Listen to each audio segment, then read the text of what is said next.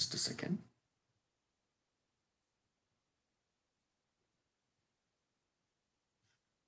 So anyone knows what is the title of this chapter? The most confidential knowledge. Most confidential knowledge. I want a quick recap. Can anyone say from the first chapter to the 9th chapter, the titles alone?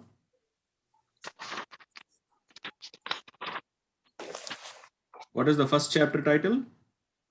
Observing the armies. Observing the armies. Yeah, please proceed. Second chapter? Contents of Gita summarized. Summarize. Third, quick. Karma Yoga, Karma Yoga. 4. transcendental knowledge. 5. Karma Yoga, Karma Yoga, action in Krishna consciousness. Number 6. Dhyana Yoga, Dhyana Yoga, 7.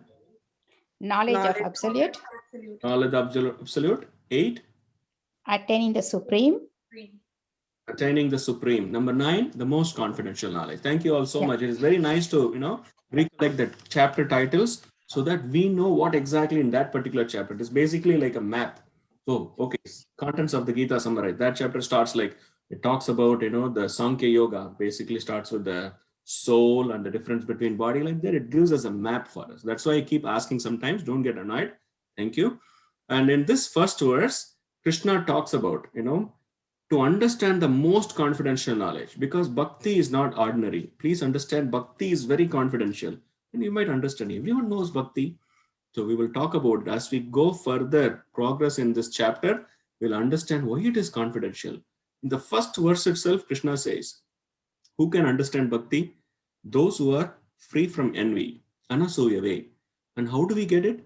By proper hearing. Both are important. Only when we hear properly, we can understand and appreciate, and more importantly, follow, apply.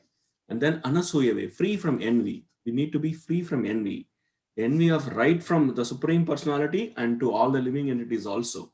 I know it is a lofty goal, but eventually we will achieve it. It is for sure. You might wonder, what do you mean? When we ask ourselves, anyone who has taken birth in this material world, they have envy. Then please don't tell me you are actually undermining us. How can you say that? We all have envy. But let's ask ourselves. We all know ourselves, what is in our heart. The envy need not be something huge, even a subtle envy. If we get affected by somebody's success, that is envy. We don't get annoyed with like Jeff Bezos or Ambani's success because they are far away. They are super rich. But when somebody who is of our equal or contemporaries, when they get great success, when they get some mercy, if we feel affected, if we feel little sad, that means that's a sign of envy. So it's a very common thing. There is nothing to hide about. I'm just putting it right in front. It is there for everybody. The fact that we are in this material world, that means we have envy. And it can come at different levels. Sometimes it can come even within a family also. It can start from that and it can come even within family. Two siblings can have envy, right? And even the siblings' children, they can have envy. So like that, the envy can be in so many levels. So let's understand, sometimes it is very good to accept the fact. They say in psychology also, and also in psychiatry, first of all, the very difficult thing is to accept that I have a problem. I think many of you, who are in healthcare profession, they can understand. Many times, accepting that I have this problem is a big thing. Once they accept, then only they go for treatment. If somebody keeps on denying, I don't have this problem, how will they go for treatment? Then it becomes like a chronic issue. Initially, it is acute, simple issue. It becomes like a chronic issue. Then it becomes difficult to handle. Then we have to go for a little longer treatment. Does that make sense what I'm saying? So let us accept the fact. It's okay. Yes, we all have. The fact that in the material world, that means 7.3 billion people, everybody has envy. So free from envy. So that is our goal, to move towards that. Once you are free from envy, you are liberated. I'm not saying this. The Lord says that if somebody becomes free from envy, they are fit to be liberated. So we are moving towards, how do we get there? By proper hearing and gradually hearing more and more, then chanting more and more, remembering Krishna's instruction. More importantly, chanting and serving all our impurities will go away. And that's why we say, if you remember this verse, Nityam Bhagavata Sevaya, Bhagavati Uttama Shloke, Bhaktir Bhavati Naishtiki. So it is said, when somebody regularly hears Bhagavatam, Bhagavad Gita, all the impurities in heart will gradually go away. And then bhakti, devotional service, will be established in our heart. So we will understand that. So what happens when we become free from envy? We'll become free from all the material miseries. That is the benefit of becoming free. So that is like a qualification to understand. So this is the chapter's outline. First, there are 94 verses. First 3 verses talks about hearing, the importance of hearing Krishna and the qualification and the disqualification. And the 4th verse talks about Aishwarya Jnana, Krishna's Achintya, Beda, Abeda. That we will read further. It is very interesting. And then talks about worshippers and non-worshippers. Then 16 onwards talks about why Krishna is the supreme object of worship. And then from 26, we will talk about the glories of directly worshipping Krishna. Okay, coming to this verse. This verse is a beautiful verse. It talks about why this knowledge. Krishna says this knowledge, the Bhagavad Gita knowledge, is Raja Vidya. It's king of education. Okay, and Raja Guhyam. Guhyam is a term in Hindi also people understand. Gupta, the term Gupta came from there. Guhyam means secret. Raj Guhyam means king of all secrets. And then what is the next word? Raja Vidya, Raja Guhyam.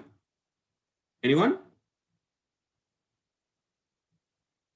What is the next line? Raja Vidya, Raja Guhyam. Pavitram idam uttamam. Pavitra. We know the word pavitram, right? What does pavitram means? Purest. Purest. Yes. Pavitra means pure. Idam uttamam. Uttamam. Tama means darkness. We know tamas, darkness. Uttama means above darkness. That means transcendental. So, put together, Pavitram Idam Uttamam. That is the most purest. Most pure or purest. Okay, and then what is the next line? Pratyaksha Vagamam Dharmyam. Pratyaksha Vagamam. Pratyaksha means? Anyone? By direct experience. By direct experience. That's why we use the term. If you remember in the initial classes, we talked about 3 ways of acquiring knowledge. The first one is Pratyaksha Praman. The second one is Anumana Praman. Third one is Shabda Praman. The Pratyaksha means directly perceiving it, directly seeing it or experiencing it. Okay. And Dharmyam, we know the word Dharma. Can anyone translate the word Dharma in English? What is Dharma? Righteousness. Right action. Righteousness. Righteousness. Anything else? Truthfulness. Truthfulness. Anything else? Virtue.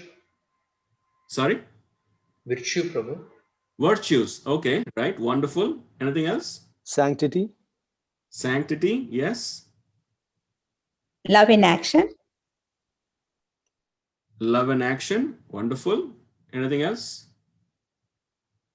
Sometimes they also use the word religion as dharma, right? They say Hindu dharma, Islam dharma, like that, right? So, but actually, dharma is much more than that. There is no exact equivalent word in English. But for certain words, they don't find exact equivalent words. And dharma, it's basically to understand that everyone's occupational duty. Occupation doesn't mean our job. Our job is related to monetary benefits. Okay, job is different, but occupational duty is every one of us have a special characteristic. So dharma is also a special characteristic. What is the special characteristic of or unique characteristic of sugar? Sweetness. Sweetness. Sweetness. Salt. Sour. Saltiness, right? Sour is not salt. I think sour comes for lemon, I believe, right? Is that right? Saltiness. Yes. Okay. And so like that, each one, like water's unique characteristics, it's a liquid. So each one has a unique characteristics. When it loses its characteristics, when water loses its characteristic of being liquid, what do you call that? When water freezes, what do you call that? Solid. Ice. Ice. You don't call that as water anymore. Water changed its position, right? So similarly, all of us have dharma. Each one of us have a dharma. Human form of life means we need to follow this dharma process. that is what is understanding the importance of human life. When we say again and again, Manushya, Durlabha Manava Janma, Durlabha Manushya Janma, or Manidharai Pirattal Adide, all these terms means the same. That is, human life is very rare. That's why we need to follow Dharma. And Dharmya means, what is Dharmya?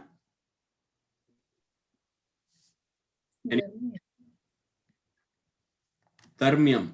Principle of religion. Principle of religion. Yes, that's the principle. Dharma means, you can also call it as religion. Religion, we don't have to, many times the religion word is like considered as a not so good word. Because we see in this world, there are so many religious fights, religious wars, religious battles. So because of this, many people don't want to identify with religion. They like the word spirituality, but they don't like the word religion. But actually speaking, there's no problem with the word religion. The issue is people who are following that, if they become extremists, if they are immature, then only there is fight happens. Otherwise, if you understand the essence, religion is not a bad word, actually speaking. Okay, so that is the principle of religion. That is dharmyam. So this knowledge is the principle of religion. And su sukham, I like this word, very happy. Sukham means happy. Su sukham means super happy. Sukartum. So this process, it's not like, by fear we follow. Remember, I think in the beginning classes we talked about, there are 4 ways we can connect with God. Does anyone remember?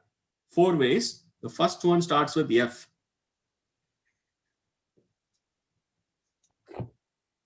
Is it faith? Fear. Fear. Oh. Fear. What is the second one? Fear and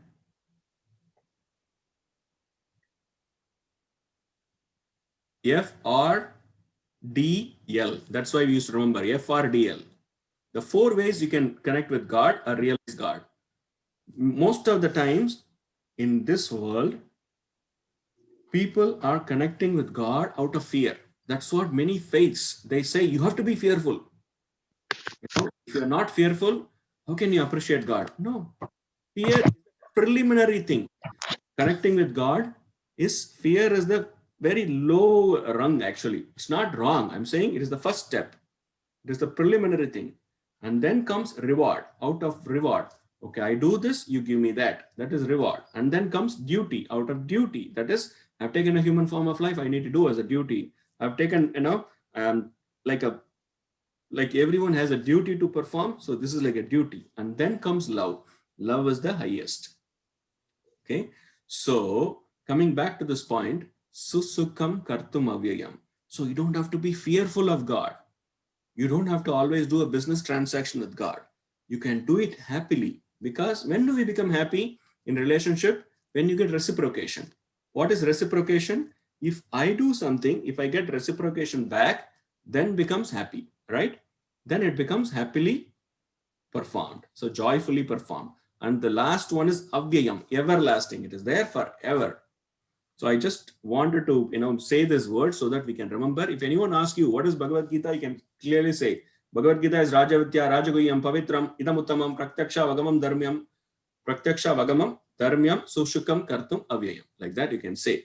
It is a qualities or glories of Bhagavad-Gita. Now I purposely left this Pratyaksha Vagamam. That means you can actually realize it directly. How? By realization.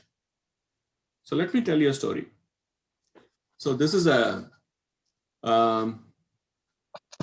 happened in France. This happened around 40 years ago. This is a real story. It's a real pastime which happened. In France, very close to the Eiffel Tower in Paris, there is a Hare Krishna temple around that area in the vicinity. So during those days, there was a park around that place. So Prabhupada, whenever he would come to Paris, to the Hare Krishna temple to meet the devotees in France, he would also go there to the park. And here, many devotees were there. Hundreds of devotees were living there in the temple. And generally, in the morning, after their chanting, they would go for a walk. So they were going for a walk. At that time, one man, he was actually in the park. There are so many bushes. From that bushes, one man just popped out. And that man looked very dirty, very shabby clothes. And it appeared that he didn't take shower or bath for so long. It appeared that, we know, right? Like by seeing how they look, probably, we might come to a judgment saying that, oh, this person didn't take bath for so long. So he appeared so dirty, his clothes were so dirty, and he had a matted hair. And in the matted hair, what is matted hair?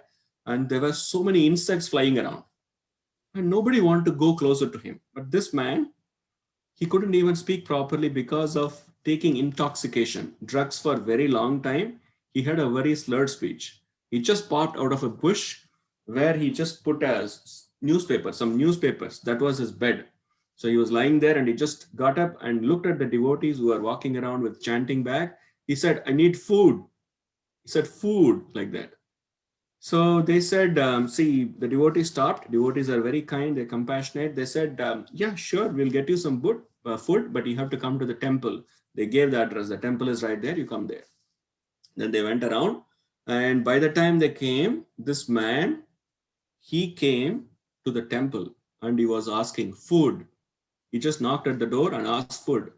And one sannyasi, very nice devotee, very advanced, he opened the door and said, sure, we'll give you some food.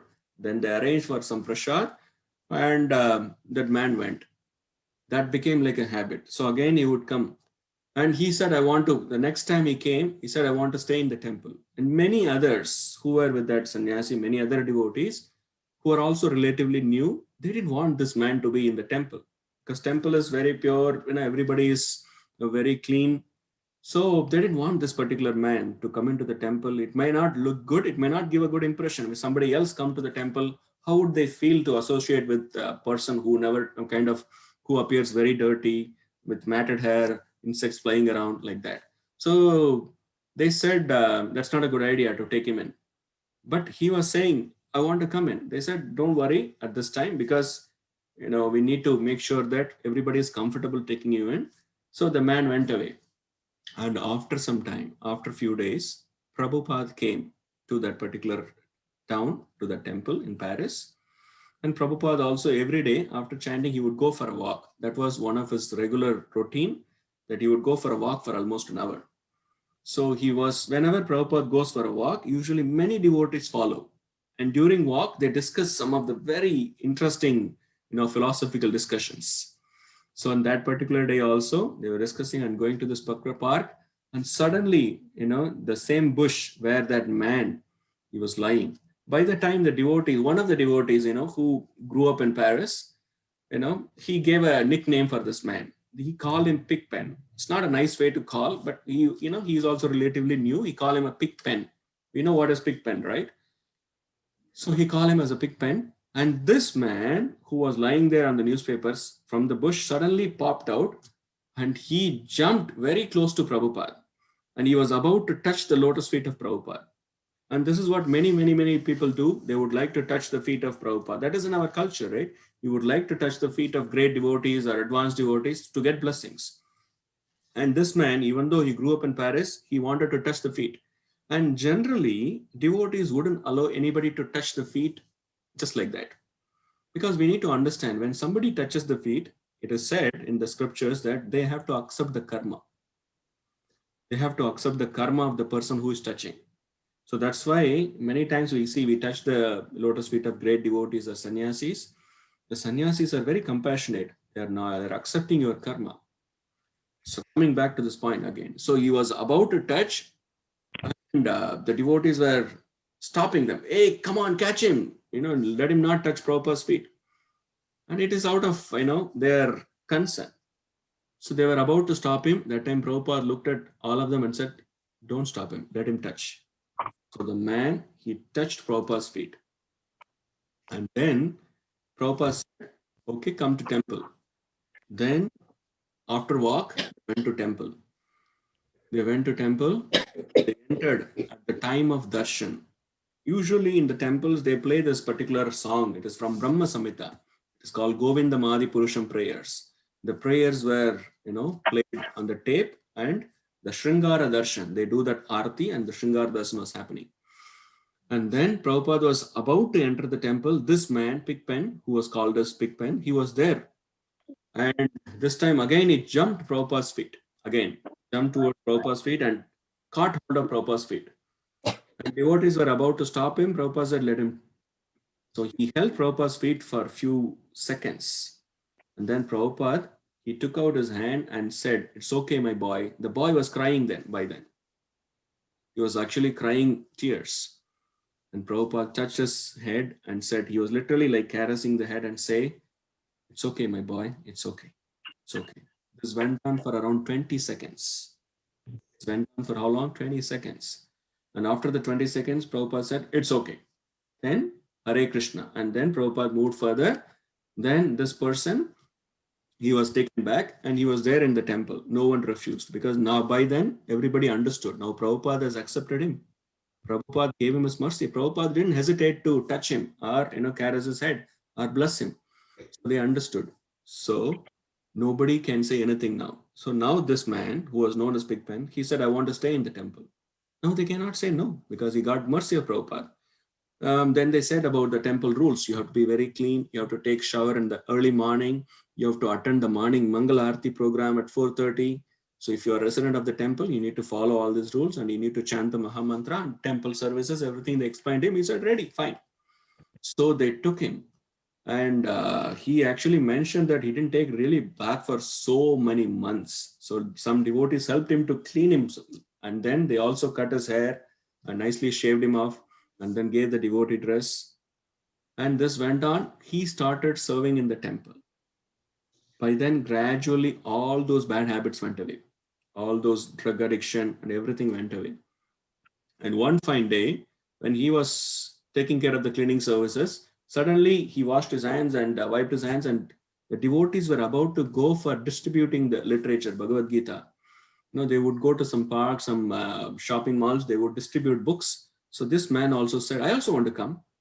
And they said, because he had difficulty in speaking, his speech was so slurred, they said it may not be a good idea. You are happy doing the service. Actually, they mentioned any service in the temple, it is equal. It is not that this service is better than this service. If you are cleaning, if you are cooking, if you are worshipping the deities, all are on the equal level in the eyes of Krishna.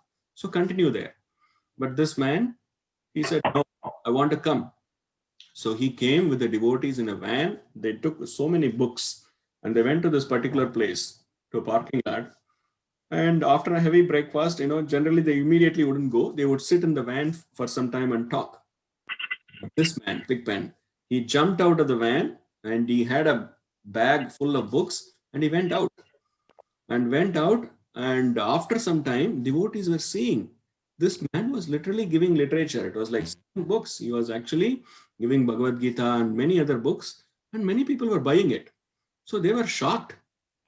What is happening here? So immediately, by the time he finished all his books, within few minutes, he came back and said, "I need more books." Then the devotees asked, "How did you do this?" He said, "I just say, Prabhupada saved me." That's all. So he would say with a slurred speech, "Prabhupada saved me, Prabhupada saved me," like that. That's all he could say. This went on. And he was the #1 book distributor. He was distributing so many literatures, and many people just him saying this word, "Prabhupada save me," they could get books. They were literally buying books from him. And this went on. Within a matter of time, his speech got cleared up and he became one of a very well-known speaker of the message of Bhagavad Gita. Then he came to New York and he got initiated by Prabhupada. He got Diksha and his name is Rashada Prabhu, Rashada Das. So we can understand, and he became a very well-known, devotee in ISKCON, and he passed away a few years ago. But what we are trying to say from this, anyone who performs devotional service, they can directly perceive it. What do we need to do?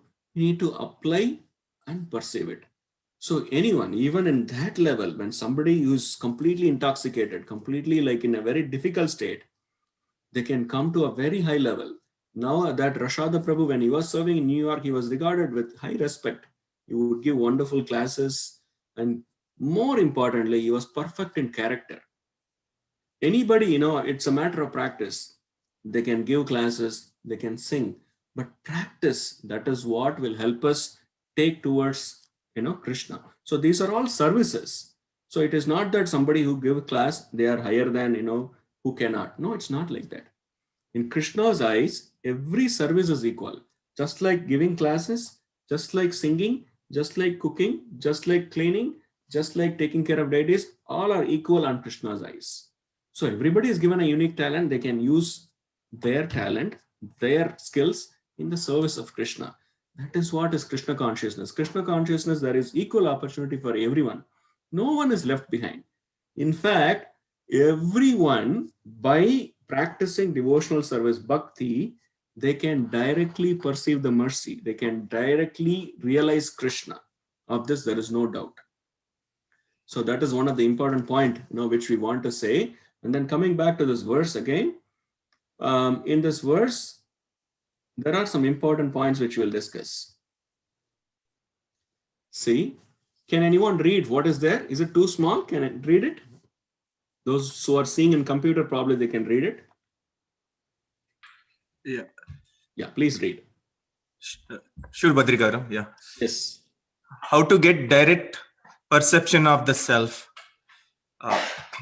Please read the answers also. Please go ahead. Okay. By practicing devotional service in the association of advanced devotees. Example of direct perception. By chanting Hare Krishna mantra without offense, one feels transcendental pleasure and gets purified quickly. Also, if one further helps in the mission, one makes spiritual progress. Advancement is irrespective of previous education or qualification. Reference Vedanta Sutra. Prakasas Cha. Devotional service is very powerful.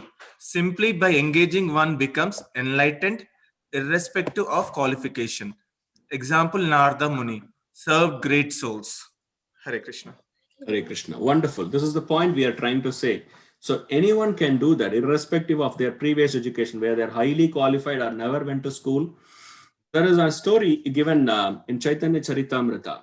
Many of you might have heard this. When Chaitanya Mahaprabhu, who is none other than Krishna, Radha Krishna, when he went to South India, he was going on a South India pilgrimage. At that time, he went to a very holy place called Sri Rangam. How many of you know the Sri Rangam?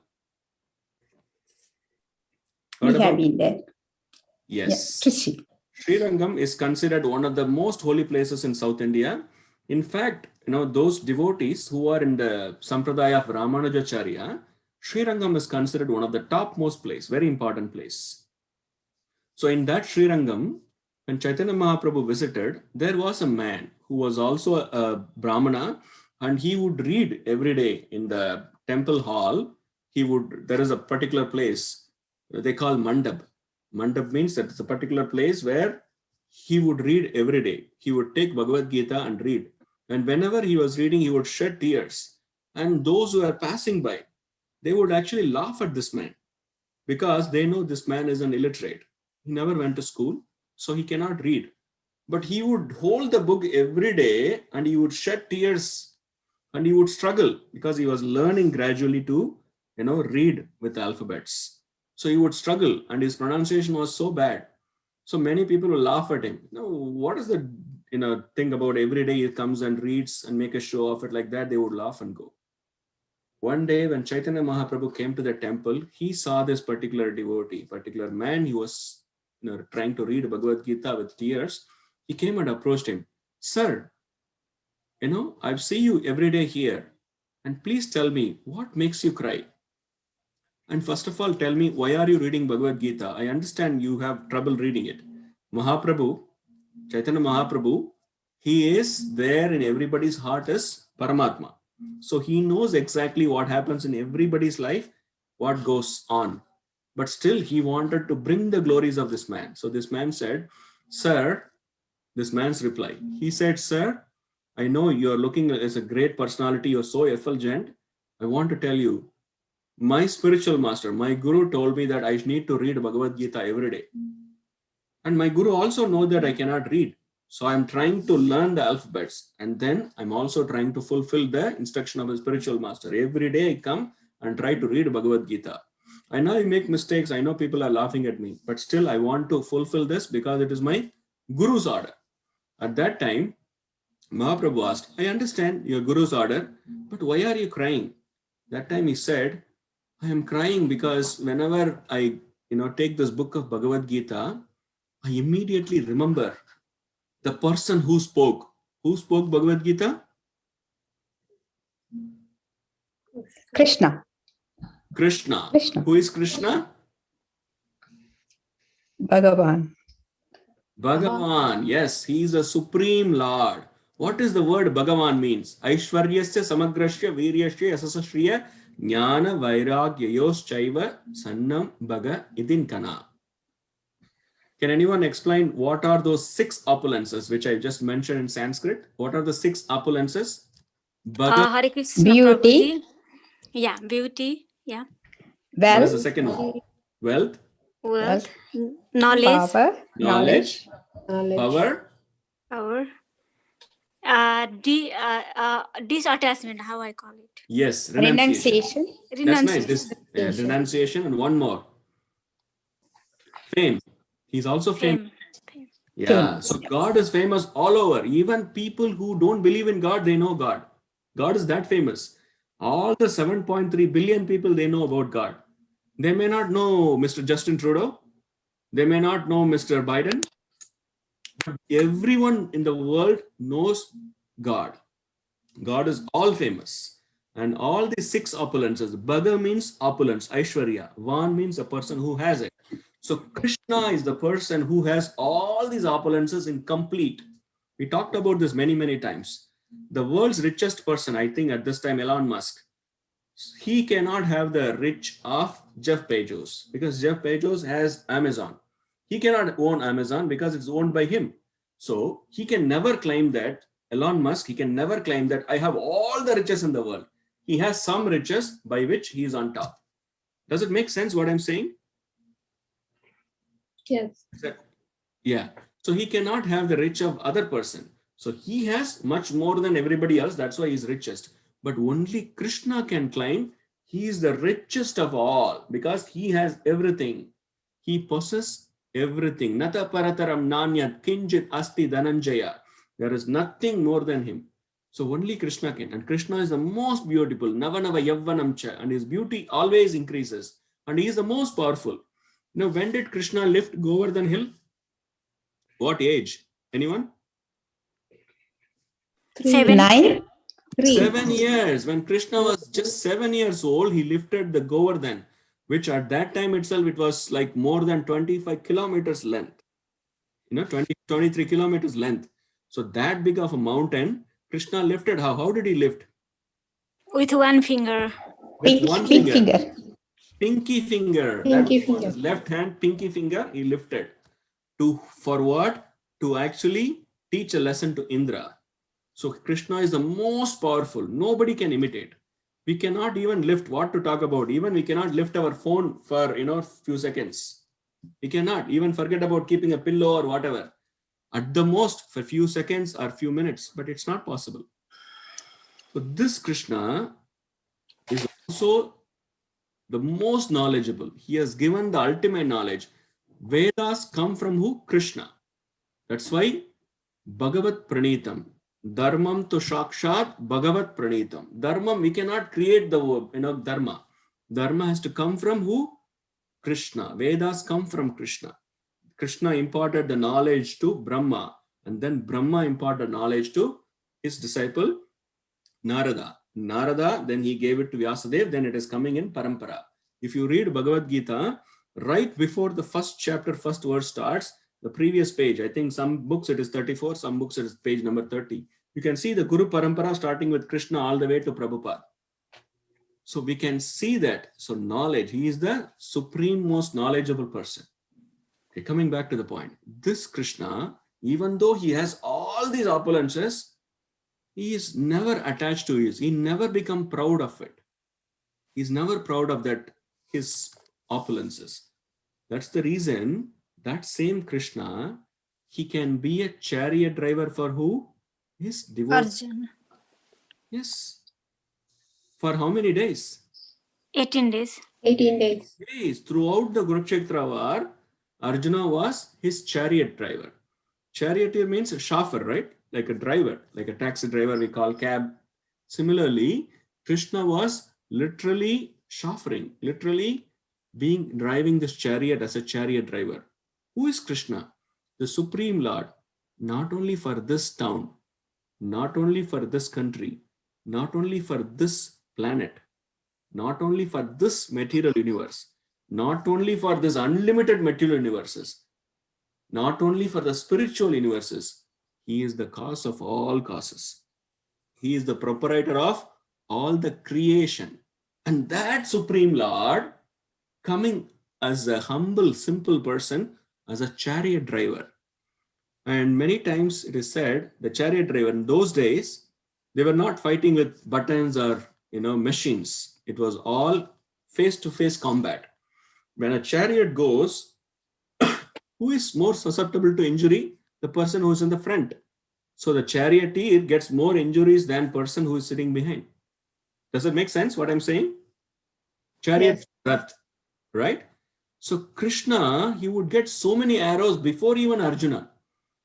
And we also said this many, many times. The Vaishnava Acharya says, when they are fighting so fiercely, there is no time to give verbal instructions. They cannot give, Krishna, can you please go straight and then take left, then go left.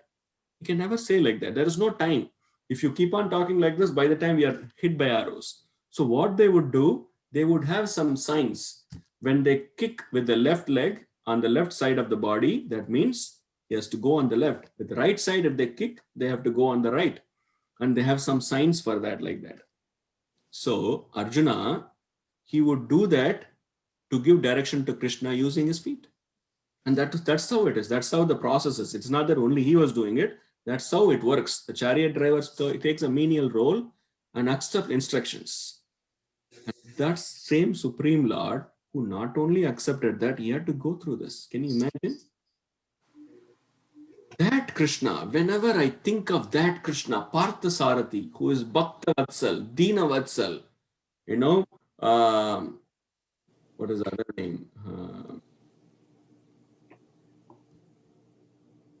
Patita Pavan. He is Bhakta Vatsal, Patita Pavan, Dina Vatsal. Whenever I think of that Krishna, then immediately my tears come. This was the answer given by that man who was reading Bhagavad-Gita.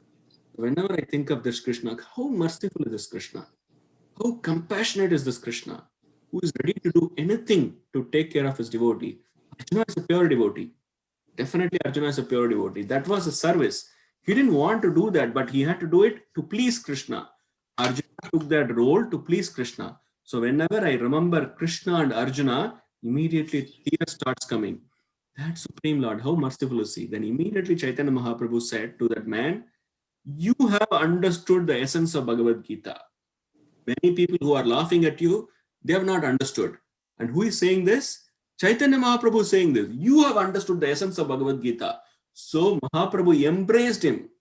And whoever is embraced by Mahaprabhu, they will immediately be purified of everything. And all their karmas are finished. And they become pure Krishna Premi. They get the love of Krishna, pure love of Krishna. And he started chanting and he was in ecstasy. He would show the symptoms of ecstasy immediately. Who said this here? Mahaprabhu, the same Supreme Lord who spoke in his previous incarnation as, in his previous expansion as, previous yuga as Krishna, he spoke Bhagavad Gita. The same Lord says, you have understood the essence. So that is the point. So there is no qualification is required. The only qualification is faith and sincerity. When we have that, definitely we can perceive Krishna. So coming back to the point about, when we talk about qualification, and we also in the beginning we said, one has to be free from envy. Why envy comes from? Envy comes from ahankar. What is ahankar? Can anyone explain what is ahankar? It's ego. False ego. Ahankar is false ego. What is ahamkar? That means it's like, I am the doer. Everything is for my benefit. Everyone lives for me. Everyone has to live for me. I am the one who is the enjoyer. This is the thought of being an ahankar. So when we have ahankar, then envy follows. But how does this ahankar comes? Ahankar comes out of ignorance. Out of ignorance. When somebody is ignorant of the message of Bhagavad Gita, then all this will follow. Because of ignorance, ahankar comes. Ahankar brings envy. And then life is fully miserable. That's why they say, whoever is envy, whoever has that nature of envy, they can never be peaceful in life. Because they will always compare. Comparison comes out of envy. So comparison leads to only misery. So coming back again to the point, there is another story about this ahankar. This was one of my favorite story in the beginning days, about whenever I would read about Akbar and Birbal. Some of you might have heard this. Who was Akbar? Anyone? So he is one of the king in Mughal. India. Mughal king, yes. Mughal king. Mughal king, yes. In the Mughal Empire, he was one of the very popular king among all the Mughals.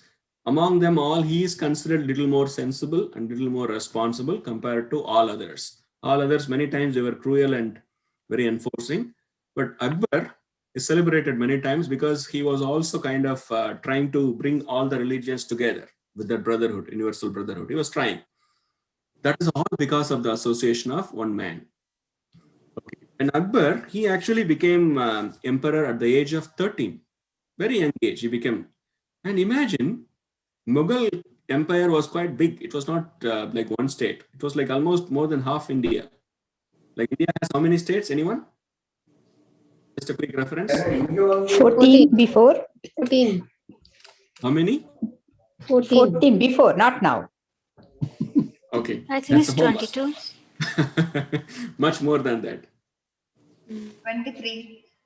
23? Okay, we'll leave that for homework. Nothing to worry about it. Okay, coming back to the point. So that time it was Mughal Empire was more than half of India. And imagine at 13 years when somebody is becoming emperor, what will be his mindset? How will he feel? He became so proud. His false ego literally was puffed up. He was literally puffed up and he would be so arrogant sometimes. We're talking about Akbar. So many times because of that, he would be very insensitive and give harsh punishments. So once, this was much earlier when he is still a teenager, when he was very young. So one day morning, after he finished his morning duties, he came to a park. The park is right in his palace. So he came to that particular park. It's a garden, you can say garden. So it's a beautiful garden with so many flower-bearing trees and plants. So when he was walking at one particular place, there was somebody sitting there and who was with that very shabby clothes, very, dirty looking. And he was looking like an old man with, long beard. And he didn't face towards Akbar. So Akbar literally screamed at him, "Hey, who is that sitting there?" This man, with his little difficulty, he turned around and see Akbar. Then he didn't say anything. Then Akbar got so angry. He said, "Who are you? How dare you can come into my palace garden and sitting there right in here? How could you come here? Do you know this is my garden and I am..." He was about to say, that man immediately asked, "Who are you?"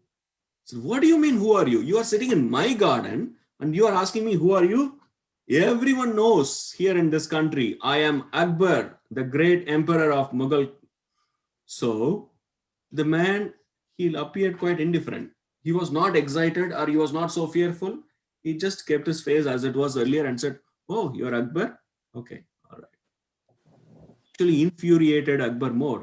Akbar said, "What do you think you're doing? You're sitting in my garden. How dare you? Who let you in?" Like that, he was screaming. At that time, the man asked, "Oh, Akbar, I have some questions. Can you tell me who was owning this garden before?" He said, "My father." "Oh, I see. So you own this garden. Then what about this palace?" "Yes, of course, this palace." "Then what about that fort?" "Yes, of course, that's all mine." Then Akbar got a little annoyed and said, Wait. See, this garden, this palace, this fort, this country, everything belonged to me, okay?" Then again he said, "So who owned all this before?" "Yes, as I said earlier, my father." "Oh, I see. Then before your father?" "My grandfather owned all of them." "Oh, I see. So what do you think will happen after you?" He said, "Of course, my children will own this. And then my grandchildren will own this." "Oh, then this is like Dharmashala." "What, Dharmashala? What are you talking about?" See, Dharmashala is something, all of you heard this term Dharmasala, right? In Tamil, we call Dharmasala, or in Dharmashala means anybody can go to that particular place and be there, stay there, but they cannot own the place. They have to vacate and somebody else will come and stay. So it is not owned by anyone. So anybody can come there and take advantage of the facilities. So like Dharmashala. So what do you mean, Dharmashala? This is my kingdom. This is my palace, my fort. See, you yourself said before you, your father was having it, and before that, your grandfather. Now, after you, your children, and then your grandchildren. See, that is how it is. Even though you have it right now, it is not actually belong to you. You are given the care to take care. That means you are given the responsibility to take care of this. Do you understand? That actually literally gave a big impact in Akbar's mind. He said, yeah, what you're saying is true. It is Dharmasala. He started saying that word again and again. Dharmasala. It's true, Dharmasala. So I need to be careful. Then why am I becoming so puffed up? Why am I becoming so arrogant? What is the need for being arrogant? I am just a caretaker. I am just a caretaker by God. Wait a minute, but given this position by God, then why should I be arrogant? Then immediately ask sorry. Oh, gentlemen, I'm so sorry. I was so arrogant. Please excuse me. But can you tell me who are you? Then immediately the man, he opened up his beard and he just took out his turban. And that was who? Birbal. Birbal. Birbal. So Birbal. Then he said, Birbal, you? He said, yes, my king, my emperor, please forgive me. I don't mean to be so rude, but I want to, really teach you the lesson. This is very important because for a leader, if he becomes arrogant and if he becomes so puffed up, it's very detrimental, not only for him, not only for citizens, his whole generations will be affected by it. So I wanted to teach you this lesson. So that's why I took this role as an old man. Please excuse me. Then Akbar, he embraced him and said, thank you, Birbal. Thank you. You gave me a very important, valuable lesson in my life. And Akbar appreciated him and gave him, abundance of gifts to him. So Akbar, from then on, he became a very kind person. We have seen that in history again and again. Even his great grandson, right? Aurangzeb, when he was so arrogant, what happened? After Aurangzeb, the Mughal kingdom literally collapsed like a matchstick, just went away. So this point about not having arrogance, giving up this ahankar is very, very helpful in everybody's life. Then we can be free from envy. Then we can appreciate the message of Bhagavad Gita. And more importantly, I have a few more stories. Since it is time now, I'll keep that for next week. I'll continue there. So more importantly, we need to apply this knowledge. What is the use of knowing this? I wanted to say the Gokarna story, which I'll keep it for next time, which will give us clearly that why the application of knowledge is very important. So thank you all so much for your patient listening and attention. At this time, I'll pause. And if you have any questions or any comments, you can open up. Thank you.